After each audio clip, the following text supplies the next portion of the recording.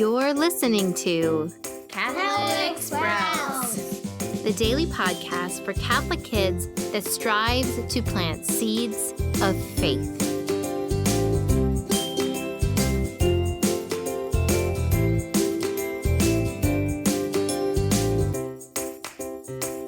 Hey there, Sprouts. Today is Wednesday, January 20th, 2021. Today is also the feast day of Saint Sebastian, an early Christian martyr who lived a heroic life. Saint Sebastian is oftentimes depicted in art tied to a tree and pierced with arrows, but that's not actually how he died. Saint Sebastian is thought to have been a soldier in the Roman government, but he converted to Christianity and was on fire with love for Jesus Christ. However, the emperor soon found out that he was Christian and ordered that he be killed. He ordered that he be taken out by his own company of soldiers tied to a tree and shot with arrows. However, Saint Sebastian was very tough, and he was left there to die on the tree, but he was rescued by other Christians. For months he lay sick, and they nursed him back to health. They begged him to leave Rome, to go somewhere else where it was safe, and he could perhaps convert more souls. But he felt called to go back to the emperor and confront him about the terrible way that he was treating the Christians of Rome. Infuriated that Sebastian had survived, the emperor once again sentenced him to death, this time by clubbing, and this time Saint Sebastian died. Saint Sebastian has long been venerated as a great martyr and hero of our faith because he was so brave and he stood up even when death was certain. Saint Sebastian, pray for us. Now, this week on the Catholic Sprouts podcast, we have been talking about who Jesus is and pointing to evidence in the gospel that he was God, he is God, and he was the promised Messiah. We've already talked about this because God alone, like Jesus Christ, is able to see our needs and respond with abundant love. We also saw through the Bread of Life discourse that Jesus is eternal. He was there at the beginning of the world. He lived in Bethlehem and Nazareth, and he is here today in our tabernacles.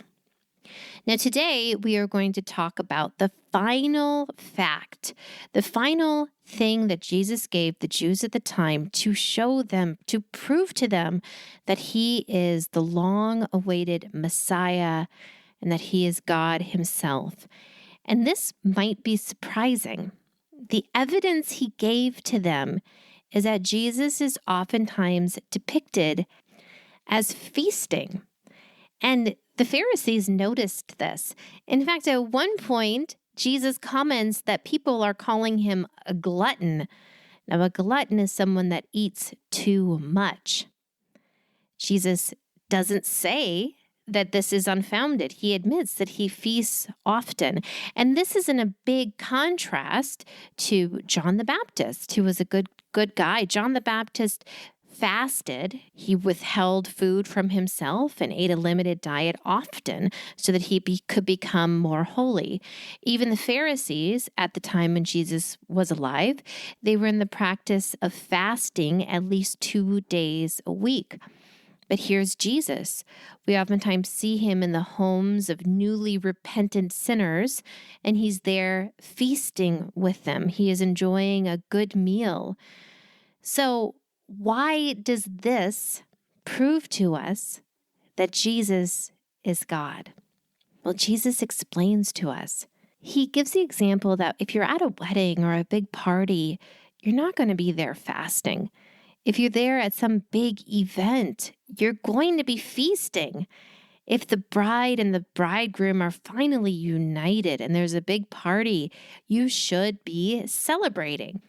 Now, what does Jesus mean by this? He means, I am the Messiah. I am here. The long-awaited Messiah has finally arrived. It's time to feast. So that is why Jesus is oftentimes feasting and why we fast now. We are called to fast because we are awaiting our reunion with Jesus in heaven, and we need to prepare for that. And we will be ready to feast and celebrate with Jesus when we are united with him in heaven.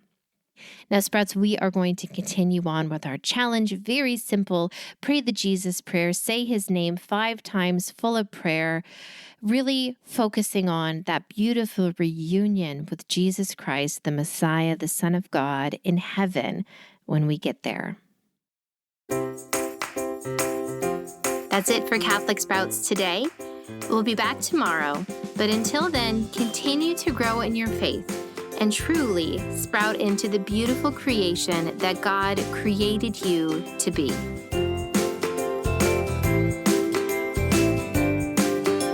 Just one more thing.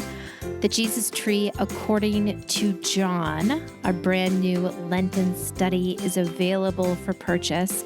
And I encourage you to grab a copy because Lent will be here before we know it.